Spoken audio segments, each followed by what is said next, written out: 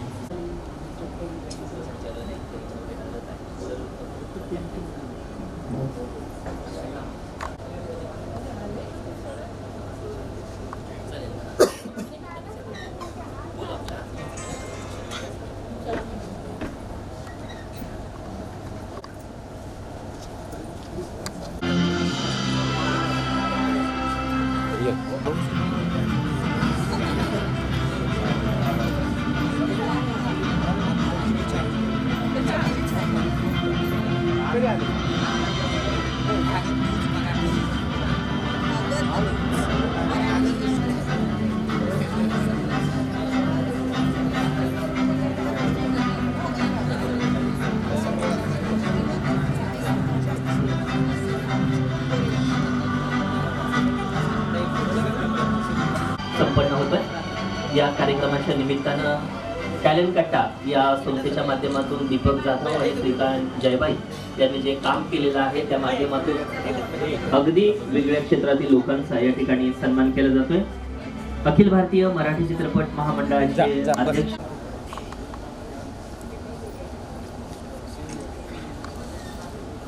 व शिक्षण तज्ञ तथा संस्थापक आनंदी गुरुकुल अकॅडमी अकोला विविध क्षेत्रातील मान्यवर या कार्यक्रमाच्या निमित्तानं उपस्थित आहेत. आपल्या सर्वांचंच आम्ही मनपूर्वक असं स्वागत करतो. महामंडळाचे जे अध्यक्ष आहेत, फिल्म फेडरेशन ऑफ इंडियाचे ते उपाध्यक्ष आहेत, त्यांचंही या ठिकाणी काही वेळातच या ठिकाणी आगमन होत आहे. उपस्थित सर्वच मान्यवरांना आहे टाळ्यांच्या गजरामध्ये स्वागत करायचंय. महाराष्ट्रातील लोककला साता समुद्रापर्यंत पोहोचून ज्यांच्या माध्यमातून मराठी चित्रपट सृष्टीला एक वेगळी उंची ज्यांनी निर्माण केलेली आहे ते मेघराज राजे भोसले, अध्यक्ष अखिल भारतीय मराठी चित्रपट महामंडळ, उपाध्यक्ष film federation of India Arya Ghare, ज्येष्ठ अभिनेते सुनील गोडबोले सर. आपल्याला विनंती करतो की आपण स्टेजवरती यायचं आहे. मान्य श्री राहुल तालू सर, संस्थापक अध्यक्ष आरती ग्रुप. आपल्याला विनंती करतो की आपण स्टेजवरती यायचं आहे. मान्य श्री राहुल काम व्यावसायिक म्हणून उमटलेलं आहे असं असणारं व्यक्तिमत्व, त्यांचंही या ठिकाणी आगमन झालेलं आहे. उपस्थित सर्वच मान्यवरांचं आम्ही मनपूर्वक असं स्वागत करतो. अगदी काही वेळातच या कार्यक्रमाची सुरुवात आपण करतोय. कार्यक्रमाच्या निमित्तानं उपस्थित सर्वच मान्यवरांचं आम्ही मनपूर्वक असं स्वागत करतो. अगदी काही क्षणातच हा कार्यक्रम या ठिकाणी आपण सुरू करतोय. उपस्थित असणाऱ्या सर्वच अतिथींचं, मान्यवरांचं आम्ही मनपूर्वक असं स्वागत करतो. स्वागतम सुस्वागतम सुस्वागतम. या कार्यक्रमाच्या निमित्तानं उपस्थित असणारे डॉक्टर वैभव खाडे, उद्योजक, प्रसिद्ध वक्ते,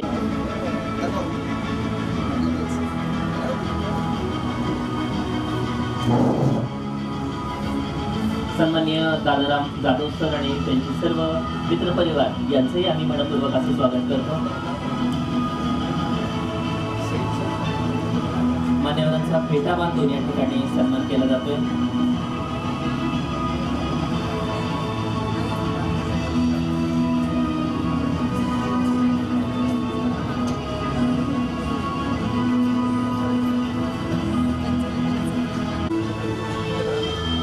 मेघराज राजे भोसले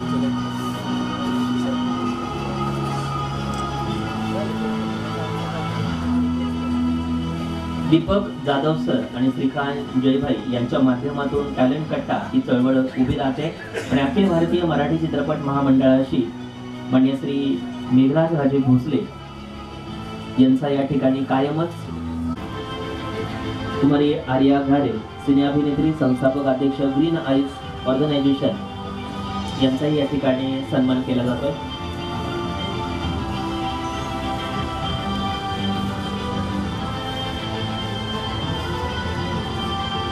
डॉक्टर वैभव खाडे कुठं असतील त्यांना विनंती की आपण स्टेजवरती यायचे. डॉक्टर वैभव खाडे अखिल भारतीय मराठी चित्रपट महामंडळाशी संलग्न असणारी संस्था म्हणजे टॅलेंट कट्टा आणि टॅलेंट कट्टा आयोजित इंडियन टॅलेंट अवॉर्ड आणि या कार्यक्रमाच्या निमित्तानं उपस्थित असणाऱ्या सर्वच क्षेत्रातील मान्यवरांचं स्वागतम सुस्वागतम. उपस्थित सर्वच अतिथींचं मान्यवरांचं आम्ही मनपूर्वक असं स्वागत करतो. कोणत्याही कार्यक्रमाची सुरुवात ही दीप प्रज्वलनाने केली जाते. मी मान्यवरांना विनंती करतो की या कार्यक्रमाचं दीप प्रज्वलन करावं. मान्य मुले ज्येष्ठ अभिनेते आर्या घारे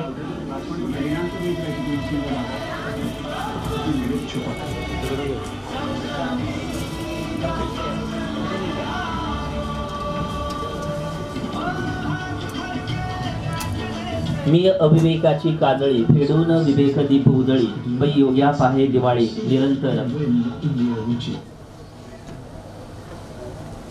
दीप प्रज्वलनानं या कार्यक्रमाची सुरुवात होते.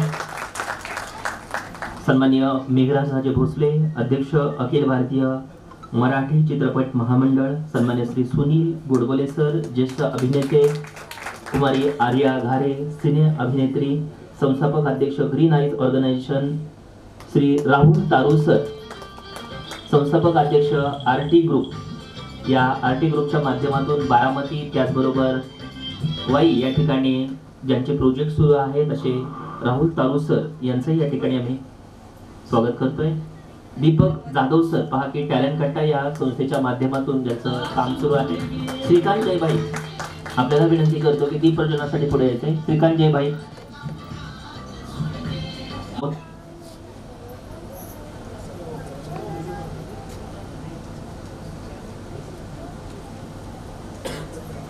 आपण या ठिकाणी स्वागत करायचं आहे.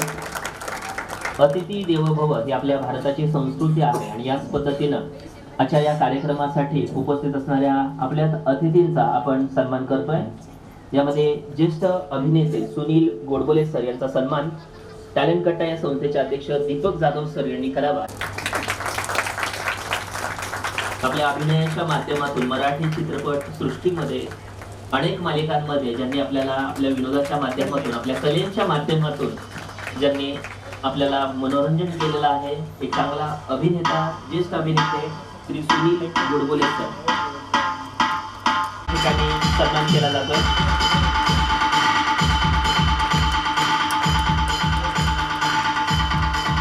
यानंतर श्री राहुल तारू सर संस्थापक अध्यक्ष,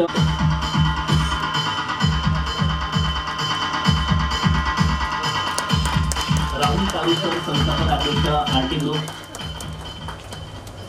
यानंतर कुमारी आर्या घारे सिने अभिनेत्री,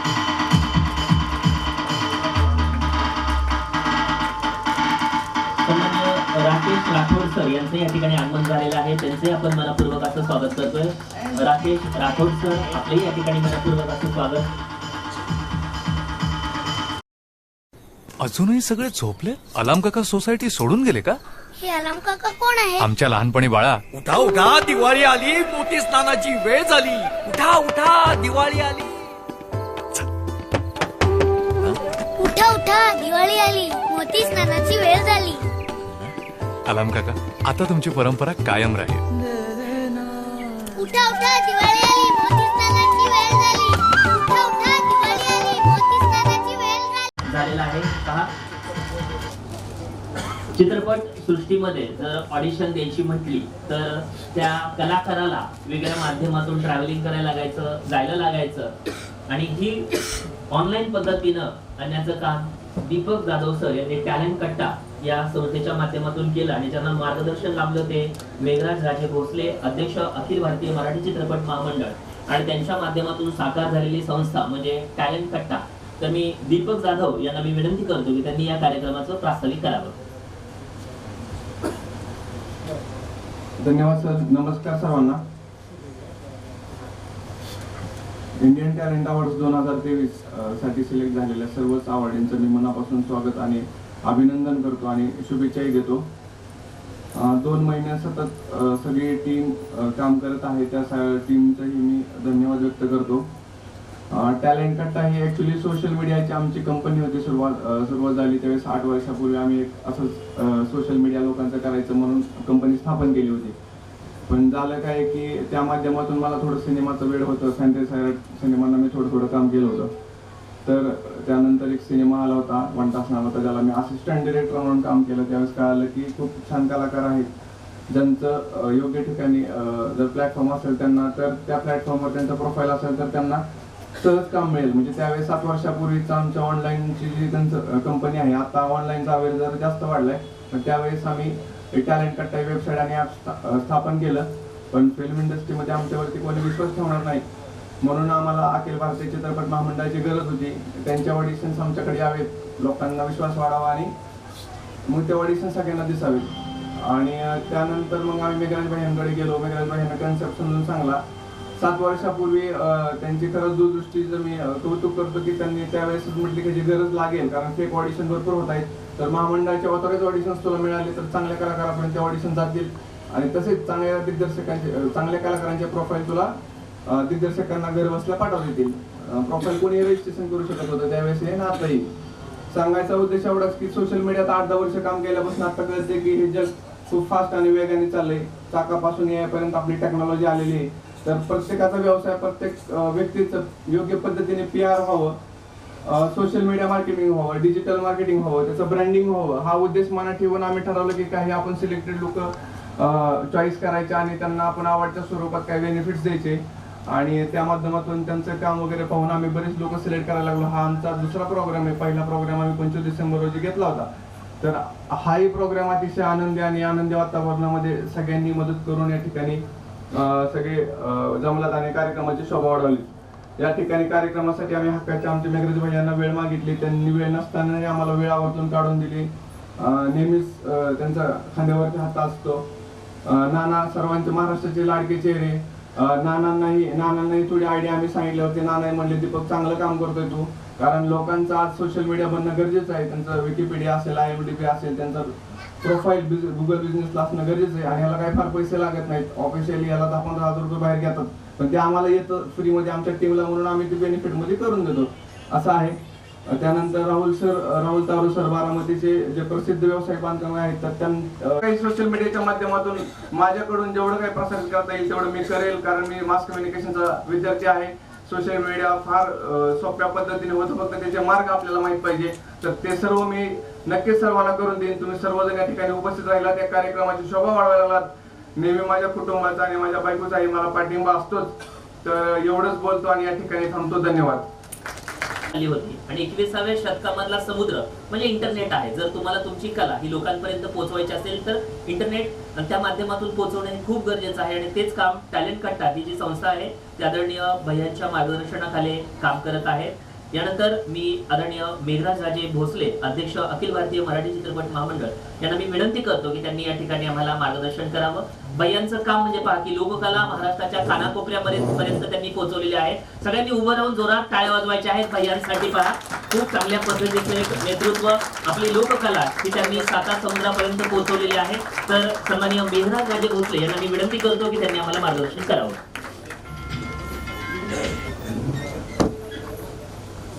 प्रोसेस मध्ये मी सहभागी आहे, मी जवळून पाहिलेले आहे. दीपक श्रीकांत एका ग्रामीण भागातील छोट्याशा गावामध्ये पुण्यामध्ये येऊन एक वेगळी कन्सेप्ट आणि भविष्यामध्ये ती कन्सेप्ट लोकांना गरजेची आहे, लोकांना उपयुक्त आहे अशी संकल्पना घेऊन पुण्यामध्ये आले आणि त्यांना थोडीशी मदत करण्याचा योग मला आला. त्यातून एक मोठी क्रांती मराठी चित्रपट सृष्टीमध्ये घडली.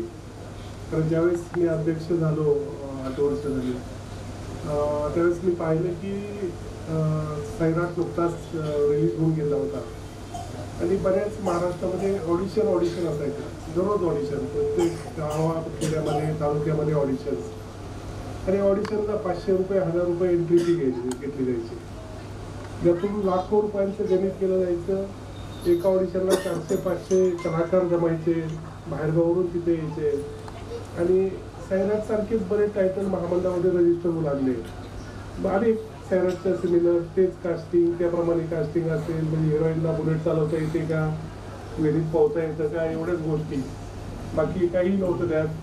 मग त्यातून ऑडिशनमधून लोकांकडून पैसे गोळा करायचे आणि दुसऱ्या दिवशी फक्त त्या हॉलचं भाडं द्यायचं आणि त्यानंतर तो डिरेक्टर गायब व्हायचा. परत कुणाला काही कॉल यायचा नाही. प्रत्येकाला वाटायचं की आपण कुठेतरी आरची फारशा होऊ, त्या अपेक्षेने ती पुढची वाट बघत असायची.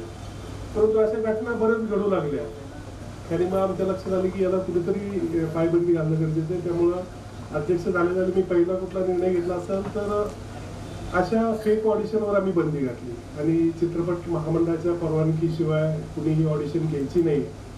आणि परवानगी त्यांनाच मिळेल की ज्यांचं रितसर प्रोडक्शन हाऊस रजिस्टर आहे, तो निर्माता, तो दिग्दर्शक, तो कॅमेरामन, ती स्क्रिप्ट आणि तो लेखक हा निदान महामंडळाचा मेंबर आहे का. मेंबर आहे का याचा उद्देश एकच होता की ते जेन्युइन लोक आहेत का. आम्ही म्हणत नाही की त्यांनी पूर्वी केलेलंच पाहिजे असं काही नाही, पण त्याला जेन्युइनली करायचं आहे का. कारण आपण पाहिलं तर एक निर्मिती संस्था चित्रपट महामंडळामध्ये रजिस्टर करायची असेल तर त्याला 17-18 हजार रुपये खर्च येतो. जो निर्माता तेवढाही खर्च करू शकत नाही तो फिल्म काय घडणार आहे. याच्यावर त्याची एक आम्ही हे करायचो. इतर दिग्दर्शक असतील किंवा कॅमेरामॅन यांना 2100 रुपयामध्ये सभासद होता येतं. ते महामंडळाचे सभासद आहेत का, त्यांनी पूर्वी काय केलंय का, हे आम्ही तपासून पाहायचो आणि मग त्यांना परवानगी द्यायची. यानंतर बऱ्याच प्रमाणे या फेक ऑडिशनवर बंदी झाली आणि त्यांना परवानगी देताना क्लिअर असायचं आमच्या याच्यामध्ये की कुठलंही पेमेंट तुम्ही घेणार नाही. ऑडिशनसाठी कुठलेही 100 रुपये नाही, 200 रुपये नाही, 300 नाही, काही नाही. उलट तुम्ही तिथे लोक दिवस येऊन बसतात, त्यांना चहा पाणी नाश्त्याची व्यवस्था करा, बाहेरगावरून लोक येतात, त्यांची व्यवस्था करा, हे आम्ही हे करायचं. त्यासाठी आम्ही भरारी पथकची नेमणूक केली जे अशा गोष्टींवर किंवा अशा फेक गोष्टींवर वॉच ठेवायचं. त्यानंतर या ऑडिशनमधनं तुम्ही काय केलं, नेमकी किती पात्र सिलेक्ट केली. आपण साधारणतः पाहिलं त्यातले बरेच कलाकार म्हणून मी सांगेल की बऱ्याचपैकी जाहिराती असतात की या वयोगटातल्या मुली पाहिजे, या वयोगटातली मुलं पाहिजे, एवढंच असतंय. माझं एक म्हणणं, मी एक निर्माता आहे, मी स्वतः 4-5 चित्रपट निर्मिती केलेले आहेत. ते एवढ्याच म्हणजे 18 ते 25 वर्षाच्या मुलींशिवाय दुसरे कॅरेक्टर नाहीत का. कधी तुम्ही 50 वर्षाची सिनियर, 60 वर्षाची सिनियर लेडीज पाहिजे म्हणून कधी दिली का. एकाला 70 वर्षाचा म्हातारा पाहिजे म्हणून कधी ऑडिशन घेतली का. म्हणजे हे काहीतरी उद्देश ठेवून चालू असतं. त्यातून पर्टिक्युलर मुलींच्या बाबतीत काही शोधताच्या गोष्टी आमच्या लक्षात आल्या. त्यानंतर आम्ही महिला ब्रिगेडची स्थापना केली. बऱ्याच महिला कलावंत असतात की त्यांना वेगवेगळ्या मागण्या होतात, परंतु त्या रितसर बोलू शकत नाहीत आणि बोललं तर आपल्याला कुठे भीती वाटते की आपल्याला काम मिळणार नाही, आपलं सिलेक्शन होणार नाही. त्या माध्यमातून आम्ही महिला ब्रिगेड चालू केलं वर्षावत डॉक्टरांच्या नेतृत्वाखाली. आणि यातून महिला ज्या आमच्या पुढे सांगू शकत नाही ते त्यांच्यापाशी सांगू लागले की कशा प्रकारे आम्हाला लोक होते किंवा कशा प्रकारे आमच्या काय मागणी येतात. तर अशा लोकांवर सुद्धा आम्ही कारवाई केली. स्वतः जिथं महिला पुढे येऊ शकत नाही तिथं चित्रपट महामंडळाने ऑफिशियली तक्रार घातल्या आणि अशा काही गोष्टी घडल्यानंतर बऱ्यापैकी या गोष्टीवर आळा भरण्याची बसला गेला. आता पाहिलं जो 100% एक ऑडिशन किंवा पैसे घेऊन ऑडिशन होत नाही. तर अशी कुठेही कंप्लेंट आली की लगेच आमचं भरारी पद्धत दिली जातात आणि ताबडतोब ऑडिशन बंद करतात. अशा घटना घडल्यामुळे असे फेक लोक कमी झाले.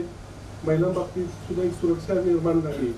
अशा बऱ्याच चांगल्या गोष्टी करत असताना या कलावंतांना ऑडिशनवर ठीक आहे आपण चांगल्या ऑडिशन हवेत, पण त्या ऑडिशन यांच्यापर्यंत पोहोचतील कशा. तसं मी एखादे एजन्सी शोधत होतो की ज्या माध्यमातून त्या लोकांपर्यंत ऑडिशन जातील. आणि त्याच वेळेस दीपक श्रीकांत आणि त्यांची सर्व टीम माझ्याकडे आली आणि त्यांनी सांगितले की भैया आमच्याकडे असं डोक्यात आहे परंतु आम्हाला पाठबळ नाही. तर मी ताबडतोब त्यांना पहिली संस्था असेल की आम्ही कुठली अफिलिएशन किंवा ऑथरायझेशन महामंडळ देत नाही, कारण काही उद्या त्या संस्थेने जर काही गडबड केली तर महामंडळाचं नाव खराब होऊ शकतं. तर त्यामुळे आम्ही शक्यतो देत नाही. परंतु यांच्यावर विश्वास ठेवून आम्ही ती दिली आणि त्यानंतर ज्या प्रकारे त्यांनी टॅलेंट कट्ट्याच्या माध्यमातून महाराष्ट्रातले हजारो कलावंत एकत्र जोडले त्याप्रमाणे त्यांच्यापर्यंत चांगल्या ऑडिशन जोडल्या आणि त्यांना काम दिलं.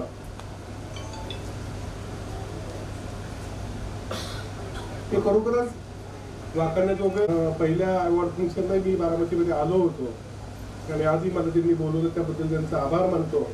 मी जास्त बोलणार नाही, सुनील सर वगैरे बाकीचे बोलणार बोलणार आहे, तारू सर बोलतील. मी परत एकदा सर्व आपण वेगवेगळ्या विभागात काम करतात, आपलंही सर्वांचं अवॉर्ड मिळाल्याबद्दल अभिनंदन करतो. भविष्यात या एंटरटेनमेंट क्षेत्रामध्ये आपल्याला जर इंटरेस्ट असेल, यायचं असेल, तर आमची इंडस्ट्री ही फार मोठी इंडस्ट्री आहे. कुठेतरी लोकांना भीती वाटते की इंटरटेनमेंटमध्ये फसवणूक होते किंवा असं होतं नाही, परंतु जेन्युइन लोक चांगली बोलले तर एक बिझनेस म्हणून यात सुद्धा इन्व्हेस्ट करणं एक चांगली गोष्ट आहे. एवढीच मी तुम्हाला सांगेन. आपण निश्चित ज्यांना इंटरेस्ट असेल त्यांनी आमच्या चित्रपट व्यवसायात यावं. त्या ठिकाणी त्यांना काही मदत लागली तर अखिल भारतीय मराठी चित्रपट महामंडळ आम्ही आपल्याबरोबर आहोत, एवढंच सांगतो. आणि आज परत एकदा दीपक, श्रीकांत आणि त्यांच्या सर्व टीमचं अभिनंदन करतो आणि आजच्या सर्व पुरस्कारांचंही मी अभिनंदन करतो. धन्यवाद. Thank you very much. धन्यवाद भैया. शब्दांची पूजा करत नाही, माणसांची आरती गातो. ज्या ठिकाणी सूर्य नाही त्या ठिकाणी प्रकाश नेतो, असं मराठी चित्रपट सृष्टीमध्ये आदरणीय भैयांचं काम आहे. त्यानंतर पहा की ज्ञानेश्वरीमध्ये एक ओवी आहे, एक वडील जे जे करती तया नामधर्म ठेवती, तेची येर अनुष्ठिती सामान्य सकळ. ज्येष्ठ अभिनेते माननीय सुनील गोडबोले सर यांना मी विनंती करतो की त्यांनी आम्हाला मार्गदर्शन करावं. टाळ्यांच्या गजरामध्ये स्वागत करायचं सन्माननीय सुनील गोडबोले सर, ज्येष्ठ अभिनेते.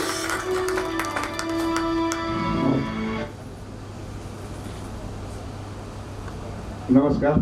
व्यासपीठावरील सर्व मान्यवर, अखिल भारतीय चित्रपट महामंडळाचे अध्यक्ष मेघराज भैया भोसले, तारू सर, आर्या घारे. आज मला आनंद अशा गोष्टीचा होतोय की बरेच वेळा स्टेजवर आल्यानंतर नेते आणि अभिनेते असं म्हणावं लागतं, पण आज सगळेच चित्रपट याच्या किंवा सामाजिक बांधिलकी असलेले इथे सगळे जमलेले असल्यामुळे तो एक आनंद वेगळाच असतो. कारण नेते असले की जरा विचित्र वाटतं. आज बरेचसे अभिनेते पण असतील इथे, कारण कार्यक्रम टॅलेंट कट्टाचा आहे. आता भैयांनी बरंच काय काय सांगितलं की ऑडिशन्सच्या संदर्भात. आता मी गेले जवळजवळ 50-55 वर्ष या इंडस्ट्रीत काम करतोय. म्हणजे जुन्या काळापासून आत्ताच्या नवीन सगळ्या हे मी बघितलेले, त्यातली स्थित्यंतर बघितलेली आहे. आणि भैया म्हणाले ते खरं आहे की अतिशय फेक ऑडिशन्स वगैरे अशा भरपूर प्रमाणात होत होत्या. याचा अनुभव मला सुद्धा आला. म्हणजे मी एवढ्या वर्षाचा अनुभवी असलेला माणूस, पण मला सुद्धा एक अनुभव मुंबईत आला. अशी अशी ऑडिशन आहे. मग अशी भैया तुम्ही म्हणालात की 60 वर्षाचे 70 वर्षाचे, पण मला एका ऑडिशनला बोलवलं त्यांनी. म्हटलं एक ऑडिशन आहे. म्हटलं ऑडिशन म्हटलं माझी? म्हटलं हो घ्यायची आहे. म्हटलं घ्या. काय आहे? तर म्हटले तुम्हाला थोडंसं रजिस्ट्रेशन करायला लागेल. म्हटलं कसलं रजिस्ट्रेशन?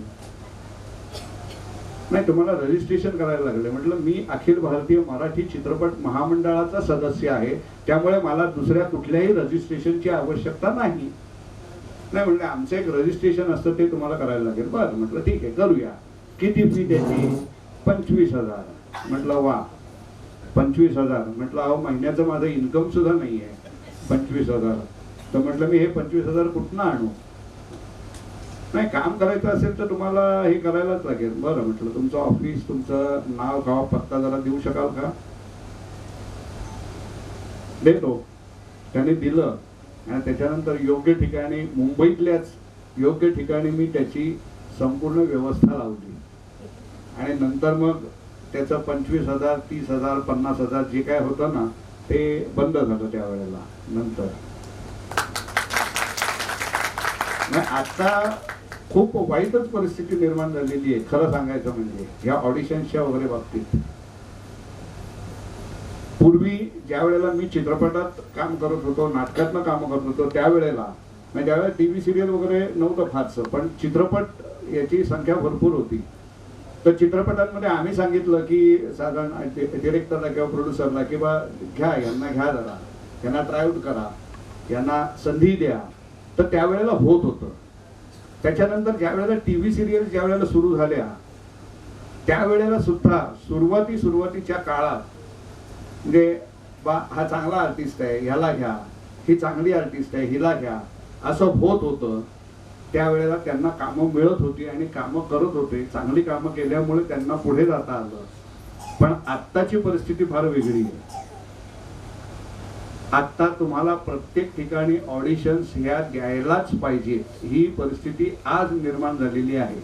कारण तुम्हाला जर सिरियल करायची असेल तर सिरियलमध्ये काम करताना तुम्हाला ऑडिशन्स मस्ट आहे. जोपर्यंत तुमचा चेहरा हा नोन होत नाही, म्हणजे नोन फेस जोपर्यंत होत नाही तोपर्यंत तुम्हाला ऑडिशन्स ह्या द्यायलाच पाहिजे. त्यामुळे ऑडिशन्स तुमच्यापैकी ज्यांना ज्यांना कलाकार म्हणून सिरियलमध्ये म्हणा किंवा चित्रपटात यायचं असेल त्यांनी खरंच ऑडिशन्स द्या. कारण आत्ताच्या ऑडिशन्स ह्या व्यवस्थित जेन्युअन ऑडिशन्स आपण म्हणूया, अशा जेन्युअन ऑडिशन्स चालू आहेत, चालू असतात, या कायमच चालू असतात. कारण सिरियल काही वर्षानुवर्ष चालणारं नाही आहेत. 1 वर्ष 1.5 वर्ष चालणारी सिरियल म्हणजे त्याचं सिरियलचा जो कारखाना आहे तो कारखाना हा सारखाच चालू राहणार आहे. त्यामुळे ऑडिशन्स द्या. ही सिरियल नाही, दुसरी सिरियल नाही, तिसरी सिरियल. पण ऑडिशन्स न देणं म्हणजे काही लोकांचं असं म्हणणं असतं, मला बरेच वेळा असेही अनुभव आले की आम्ही कसले ऑडिशन द्यायची, आम्ही आर्टिस्ट आहोत, एवढं पास आहे ना. नाही, ऑडिशन द्यायला पाहिजे तुम्हाला. कारण त्यांच्या दृष्टिकोनातून तुम्ही कसे आहात हे त्यांना कळायला पाहिजे ना. मी एक ठीक आहे, मी एक आर्टिस्ट आहे, पण मी आर्टिस्ट आहे हे नुसतं सांगून उपयोग नाही. तर त्यांना त्यांच्या ह्याच्याप्रमाणे जे कॅरेक्टर त्यांच्या डोक्यात असेल तर ते येणं महत्वाचं असतं. त्यामुळे तुम्ही ऑडिशन्स द्या. कुठलीही म्हणजे कंटाळा करू नका ऑडिशन देण्यात. तर हे झालं ऑडिशनच्या वगैरे बाबतीत. म्हणजे मी आता माझं सांगतो थोडंसं. म्हणजे गेले 50-55 वर्ष मी या इंडस्ट्रीत आहे. अनेक चित्रपट म्हणजे आतापर्यंत जवळजवळ 150-150च्या पुढं माझे चित्रपट झाले असतील. टीव्ही हा प्रकार जेव्हापासून सुरू झालाय, म्हणजे ज्या वेळेला पहिल्यांदा तो चावडीवर होता, तो प्रत्येकाच्या घरातही नव्हता, तेव्हापासून आज तागायत मी छोट्या पडद्यावर आहे. आता पुढचं ह्याचं कारण, हे सांगायचं कारण म्हणजे असं आहे की काम मिळवणं हे खूप सोपं असतं. काम मिळतं पण ते टिकवणं खूप अवघड असतं. त्यामुळे काम टिकवण्याकडे तुमचा जास्त भर असू दे की काम आपलं, मला आज एक सिरियल केल्यानंतर मला दुसरी सिरियल ही मिळालीच पाहिजे, तिसरी सिरियल मिळालीच पाहिजे. तर हे लक्षात घेऊन तुम्ही काम करा. म्हणजे काम मिळवणं सोपं आहे पण काम टिकवणं हे अवघड आहे. ग्लॅमरच्या मागे धावू नका. ग्लॅमर तुमच्या मागे कसं धावेल हे बघा. हे मी सगळ्यांना निश्चित सांगेन. टॅलेंट कट्टा असल्यामुळे मी थोडेसे माझे टॅलेंट वापरून थोडंसं काहीतरी सांगायचा प्रयत्न केलाय. आपल्याला योग्य वाटलं तर ते करा, नसेल तर सोडून द्या. आज मला इथं बोलवलं टॅलेंट कट्टाचे जाधव सर, कुठे यांनी माझ्याशी चर्चा केली की बा असं असं आहे, असं म्हटलं येणार, नक्की येणार म्हटलं मी. तर त्यांचेही आभार की एका चांगल्या कार्यक्रमाला तुम्ही मला इथं आमंत्रित केलं आणि मला 2 शब्द बोलण्याची संधी दिली, त्याबद्दल सगळ्यांचे मनःपूर्वक आभार.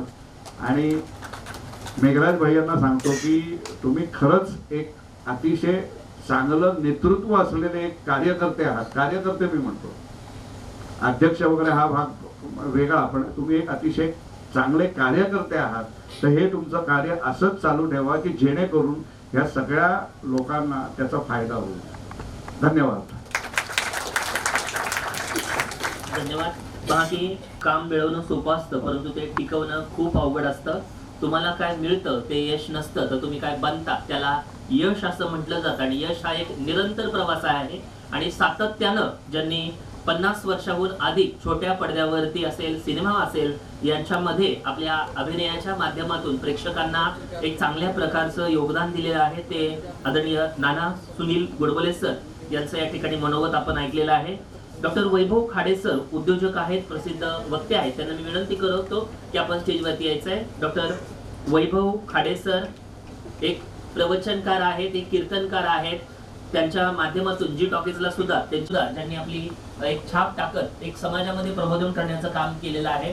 देऊळ बंद असेल, त्याचबरोबर अबक असेल, अशा अनेक सिनेमांमधून ज्यांनी काम केलेलं आहे. कुमारी आर्या घारे, जोरात टाळ्या वाजवायचे. त्यांना मी विनंती करतो की त्यांनी आपलं मनोगत व्यक्त करायचं. नमस्कार. इव्होल्युशन ओपर नाविल्यद्वारे त्याचा वेलू गेला गगनावरी, मोगरा फुलला मोगरा फुलला, अशाच पद्धतीने दीपक दादाने एक छोटंसं रोपटं लावलं होतं आणि त्याचा आता वेल झालाय आणि त्याचा मोगरा सगळीकडे फुललाय. आपल्या सर्वांच्या माध्यमातून तो दिसतोय, दरवळतोय. दीपक दादा आणि माझी ओळख खूप आधीपासूनची आहे. म्हणजे दीपक दादा माझं सोशल मीडिया हँडल करतो, श्रीकांत दादा माझं ग्रीन आईज फाउंडेशनचे सगळे कामं बघतो. तर अशी सगळी ही ओळख. दीपक दादाचं काम हे नेक्स्ट लेवलचं आहे मी म्हणेल. कारण आत्तापर्यंत मी जेवढं काम केलं याच्यात मी पाहिलंय की लोक मोस्टली नोन फेसेसला घेतात. का तर त्यांचं जे चित्रपट आहे किंवा जी सिरियल आहे ती चालावी किंवा त्याची जास्त पॉप्युलॅरिटी व्हावी म्हणून. पण दीपक दादाचा नेहमी कल ह्याकडे असतो की नवीन मुलांना कसं काम मिळेल. कारण नोन फेस तर ऑलरेडी नोन आहे, त्यांना ओळखतात लोक. पण नवीन मुलांचं काय, ज्यांच्याकडे काम नाही आणि त्यांना काम करायचं, त्यांना अभिनेत्री अभिनेता व्हायचंय, व्हॉट अबाउट दॅम. तर हा विचार तो नेहमी करत असतो आणि मला त्याची ती गोष्ट नक्की आवडते, नेहमी आवडत असते आणि मी नेहमी त्याला अप्रिशिएट करते. आज माझी आई इथे आली आहे. मी मगाशी पाहत होते की दादा जेव्हा बोलत होते तेव्हा माझ्या आईच्या डोळ्यात पाणी होतं. कारण तिने संपूर्ण स्ट्रगल त्याचा, श्रीकांत दादाचा, माझा, आमच्या तिघांचाही स्ट्रगल पाहिलेला आहे. आणि मी बारामतीच्या कार्यक्रमालाही होते आणि इथेही आहे. माझे डोळे भरून आले कारण तो खूप स्ट्रगल मधनं मोठा झालेला मुलगा आहे. असं नाही की त्याचे घरी कोणी आहे जे फिल्म इंडस्ट्रीमध्ये आहे. माझ्या याचं घरी कोण नाही आहे की जे फिल्म इंडस्ट्रीमध्ये आहे.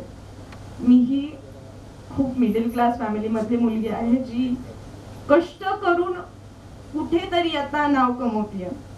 कारण मी इतकी मोठी स्वतःला कधीच मानत नाही की मी खूप मोठी झाली आणि मला सगळे ओळखतात, कधीच नाही. कारण मी जर एवढ्या दिग्गज लोकांच्या मध्ये बसतीये तर मी कधीच स्वतःला मोठी नाही मानणार.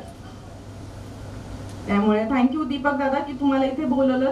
तुमच्या सर्वांचे खूप खूप कौतुक, तुम्हा सर्वांना खूप खूप शुभेच्छा, खूप खूप कॉंग्रॅच्युलेशन्स.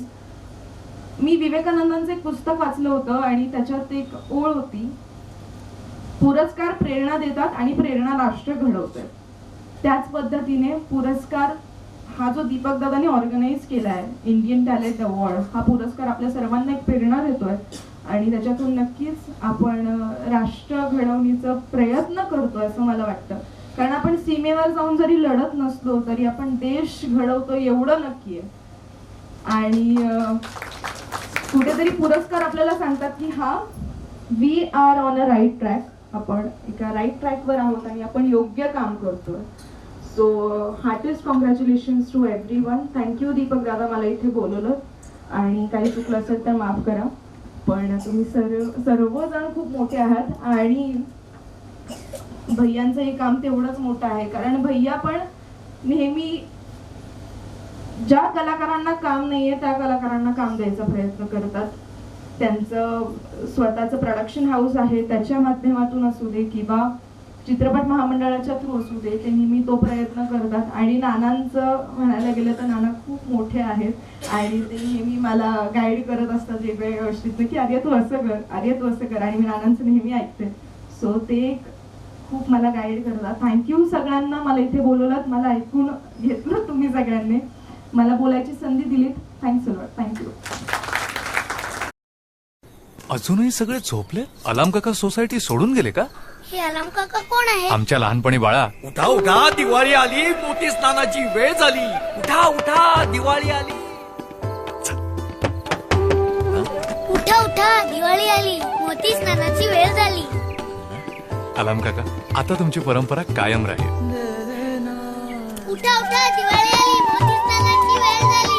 उठा उठा, दिवाळी आली, मोती स्नानाची वेळ झाली. की आपल्या अभिनयाच्या माध्यमातून एक चांगल्या पद्धतीनं ज्यांनी काम केलेलं आहे अशा आर्या घारे यांचं आपण मनोगत ऐकलेलं आहे.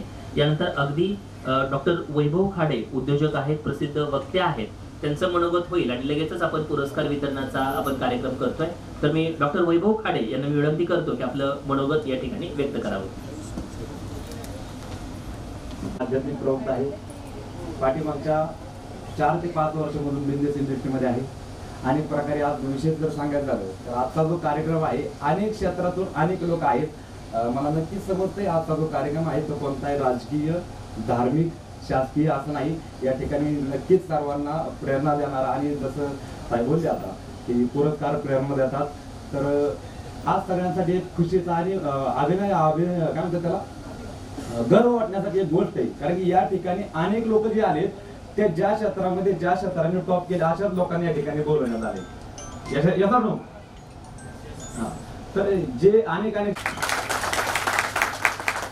तर मित्रांनो, जसं सरांनी सांगितलं डॉक्टर वैभव खाडे, मीही मिडल क्लास फॅमिलीमधूनच बिलॉंग करतो. असं कोणतंही माझं फॅमिली बॅकग्राऊंड राजकीय, सामाजिक असं कोणतंही पैसे बॅकग्राऊंड असं कोणतंही बॅकग्राऊंड नाही. जास्त माझं वय ना आता 22 वय, पण 22 वयामध्ये आता रनिंग इन्कम जर बघितलं तर कमीत कमी 5 ते 6 लाख रुपये पर मंथ होते.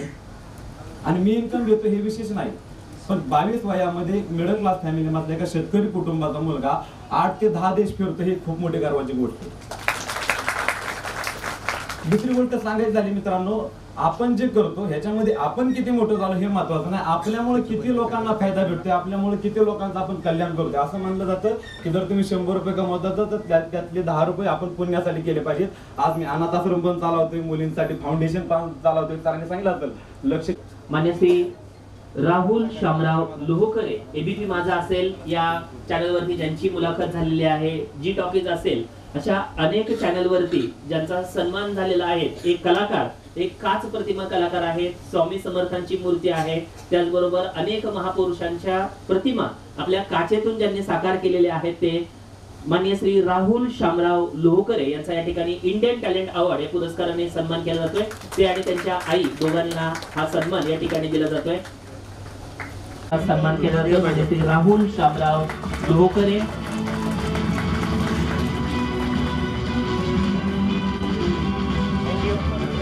शाळेच्या गजरा काम केलेलं आहे आणि आदरणीय खासदार शरदचंद्रजी पवार साहेब आणि महाराष्ट्र राज्याचे उपमुख्यमंत्री आदरणीय दादा यांनीही ज्यांचं कौतुक केलेलं आहे, त्यांच्या माध्यमातून असणारी कामं जी आहेत ती सामाजिक क्षेत्रामध्ये ज्यांचं योगदान आहे आणि यादगार फाउंडेशन या संस्थेच्या माध्यमातून त्यांनी प्रबोधनाचं सुद्धा काम केलेलं आहे. माननीय फिरोज अजीजभाई बागवान यांचा या ठिकाणी सन्मान केला जातोय इंडियन टॅलेंट अवॉर्ड 2023 या पुरस्काराने. टाळ्यांच्या गजरामध्ये त्यांचा स्वागत करायचं आहे.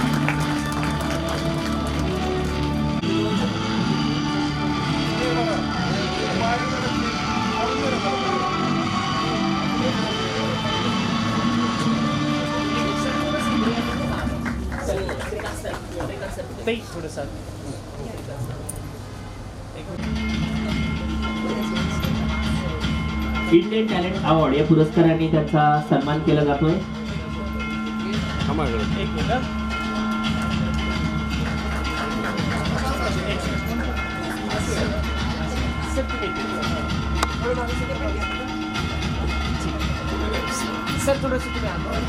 ब्रँच मॅनेजर म्हणून आहेत आणि त्यांच्या माध्यमातून त्यांनी केलेलं काम हे खूप महत्वाचं आहे. डॉक्टर संतोष मचाले सर यांचं या ठिकाणी आगमन झालेलं आहे.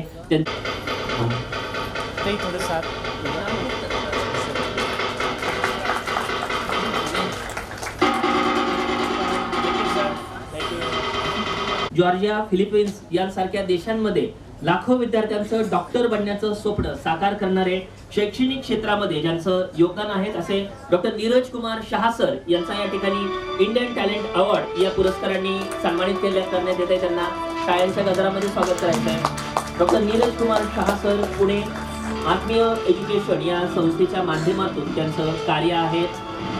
अनेक विद्यार्थ्यांचं डॉक्टर बनण्याचं स्वप्न ज्यांनी साकार केलेलं आहे असे डॉक्टर नीरज कुमार शहा सर आत्मीय एज्युकेशन पुणे या संस्थेच्या माध्यमातून ज्यांचं काम आहे. एज्युकेशन सोसायटी यांच्या माध्यमातून ज्यांचं काम आहे त्यांचा या ठिकाणी सत्कार केला जातोय. Thank you sir. थँक्यू. पुढचे पुरस्कारते आहेत फ्रेंडशिप नॅचरल ऑर्गॅनिक कंपनी, की 100% ऑर्गॅनिक प्रोडक्ट या कंपनीचे आहे. कृषी क्षेत्रामध्ये उलाढाल या कंपनीच्या माध्यमातून केली जाते आणि एक वेगळ्या पद्धतीने काम केलं बद्दल कृषी रत्न इंडियन टॅलेंट या पुरस्कारानं ज्या कंपनीचा सन्मान केला जातोय ते friendship nature organic company. 100% organic product आहे. खूप वेगळ्या पद्धतीचं यांचं योगदान आहे आणि या कंपनीच्या माध्यमातून केलेलं काम हे खूप या पुरस्काराने त्यांचा सन्मान केला जातोय. फ्रेंडशिप नॅचरल ऑर्गॅनिक कंपनीची सर्व टीम कृषी रत्न या पुरस्काराने त्यांचा सन्मान केला जातोय.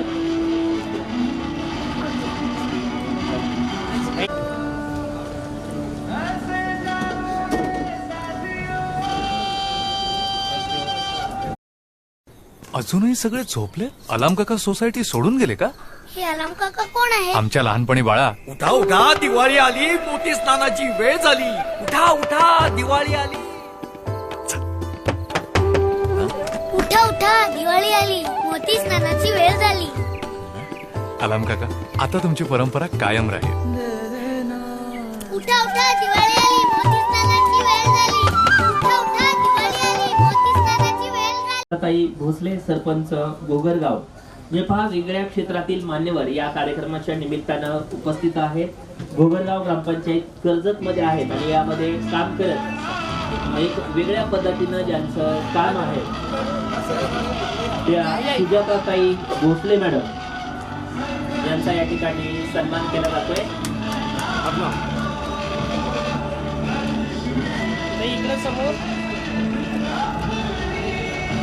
पुढचे पुरस्कारचे आहेत डॉक्टर राजेंद्र निवृत्ती गायकवाड, सुभाष बाबूराव कुल विद्यालय केडगाव या ठिकाणी ते प्राध्यापक या पदावरती कार्यरत आहेत. राष्ट्रीय सेवा योजना त्याचबरोबर विद्यार्थ्यांसाठी अनेक योजना राबवतात. विद्यार्थी प्रिय शिक्षक असे महेश चिंतामण लोंढे सर यांचा या ठिकाणी सन्मान केला जातोय. इंडियन टॅलेंट अवॉर्ड या पुरस्कारानं राजेगावचे पोलीस पाटील आहेत.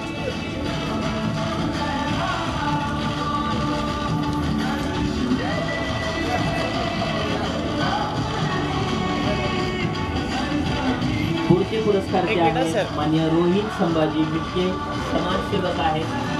असणारं काम रोहित संभाजी मिटके समाजसेवक आहेत.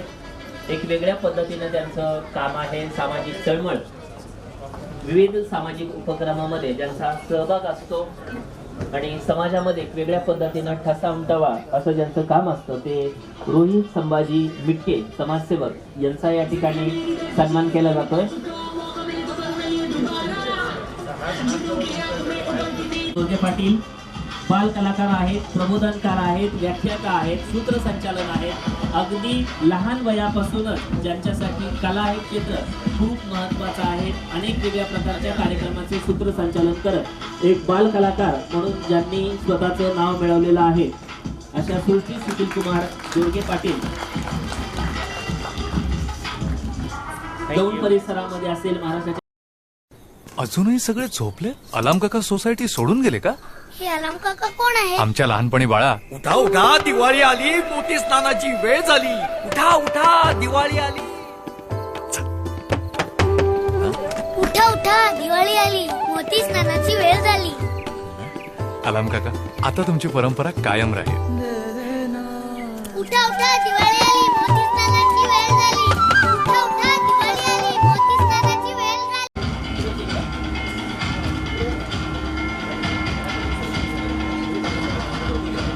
काम आहे Mahendra Devkar sir, Mayureshwar urban multipurpose Nidhi limited या संस्थेच्या माध्यमातून त्यांचं काम आहे.